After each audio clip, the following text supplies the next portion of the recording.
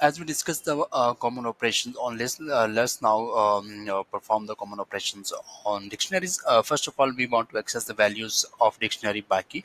To accessing this, we will simply store the value in a variable. Let's say new name, and then we will use my dictionary, and then we will specify the brackets here, and here we mention the key name.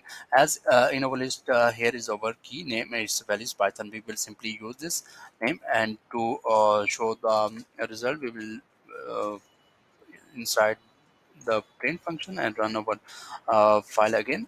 Here it's showing data against that particular key. For modifying value, we just specify we are modifying the name, and to see the result, we will simply run this. Now the name of the python as bg now is showing the programming.